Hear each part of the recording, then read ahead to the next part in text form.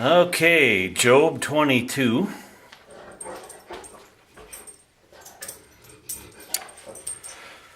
Eliphaz, the friend of Job,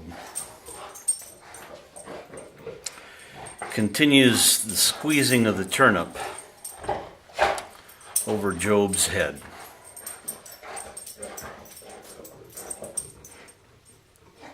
If you squeeze a turnip hard enough and long enough, you'll get a little juice out of it.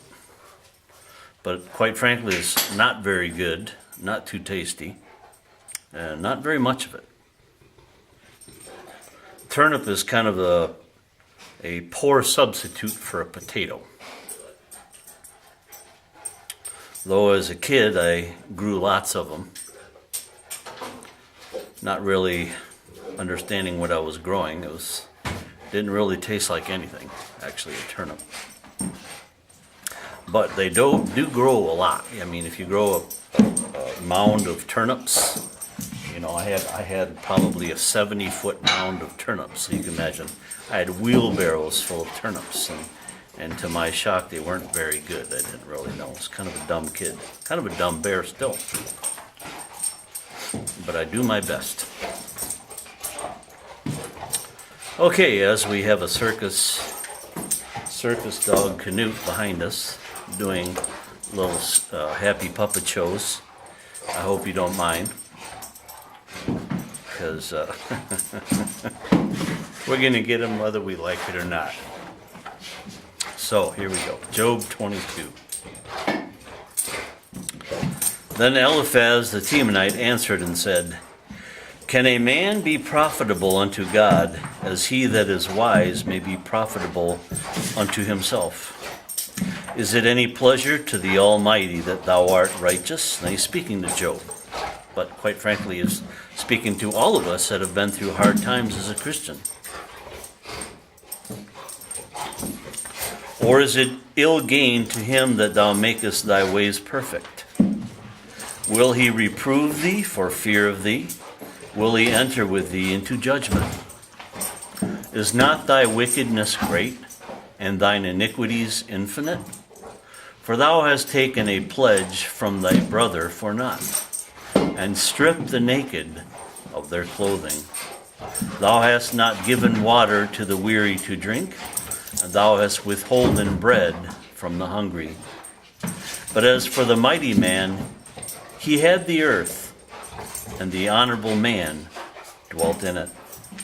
Thou hast sent widows away empty, and the arms of the fatherless have been broken."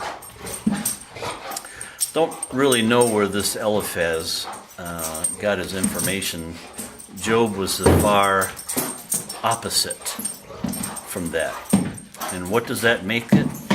Like the Inquirer or the Star, those kind of fake magazines putting out fake news, kind of like most of our network media newscasters and newspapers, just filled with corruptible garbage that they are pandered to by the head Sodom and Gomorrah movements and the destroy the family movements.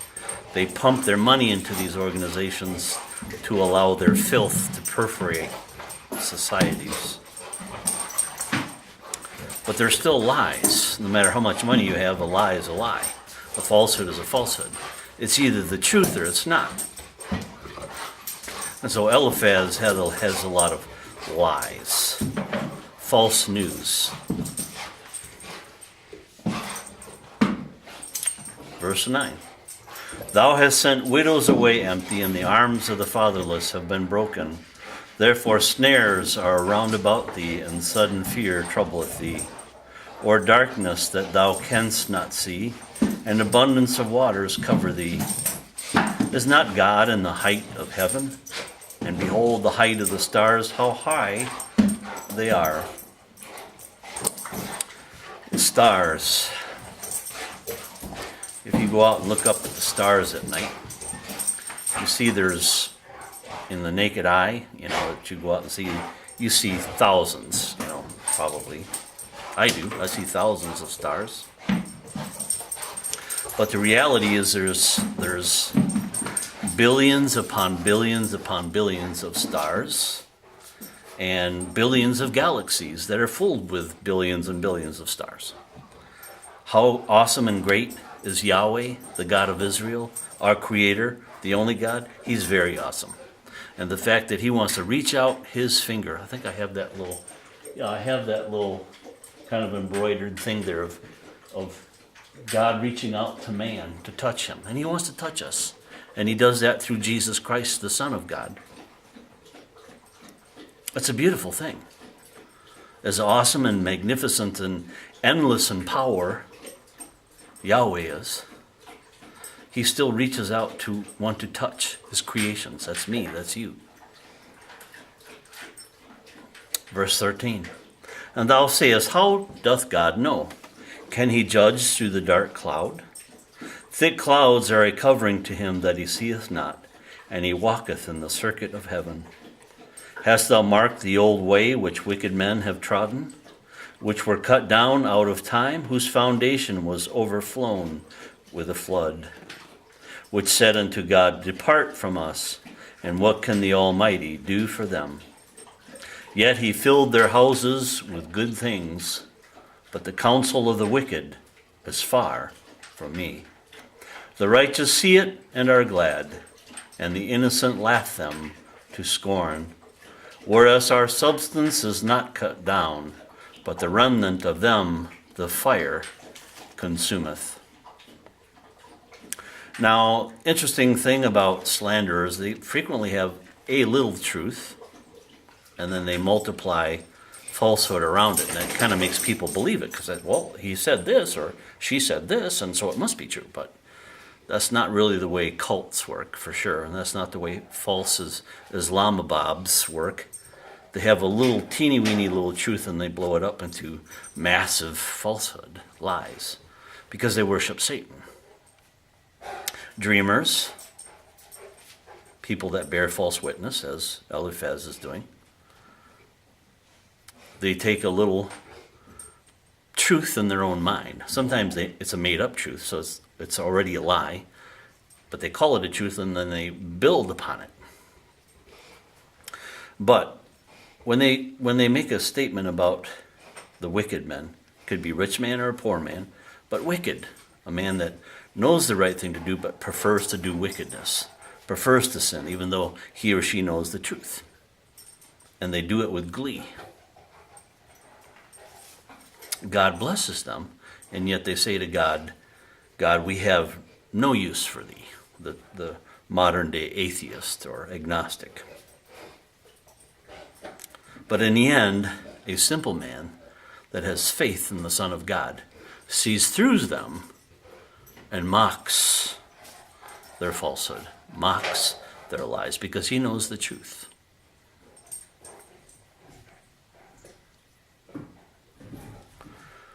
Verse 21. Acquaint now thyself with him, and be at peace. Thereby good shall come unto thee. Receive, I pray thee, the law from his mouth, and lay up his words in thine heart. If thou return to the Almighty, thou shalt be built up. Thou shalt put away iniquity far from thy tabernacles. Then shalt thou lay up gold as dust, and the gold of Ophir as the stones of the brooks. Yea, the Almighty shall be thy defense, and thou shalt have plenty of silver. For then shalt thou have thy delight in the Almighty, and shalt lift up thy face unto God.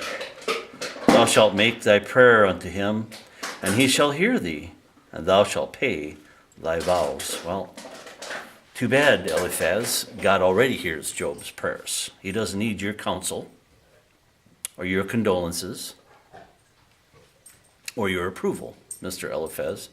God already hears Job's prayers, because he is a righteous man, and you are a pretender, and not a very good friend.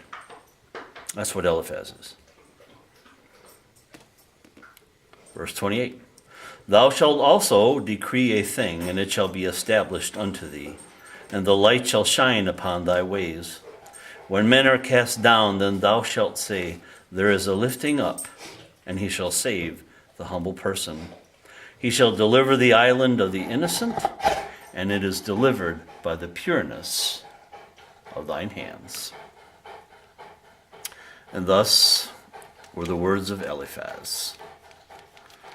Next time we're going to pick up with the words of Job as he gives in and gives yet another rebuttal to the foolishness of his patronizing, treacherous friends.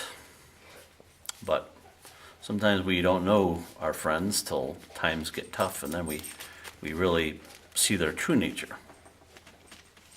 Sometimes it's maliciousness, sometimes it's from ignorance, and they just don't know better. Anyway, until next time in the book of Job, God bless you. And from Canute and myself, we wish you a blessed week, a blessed day, and a close relationship with Jesus Christ. God bless you. See you next time.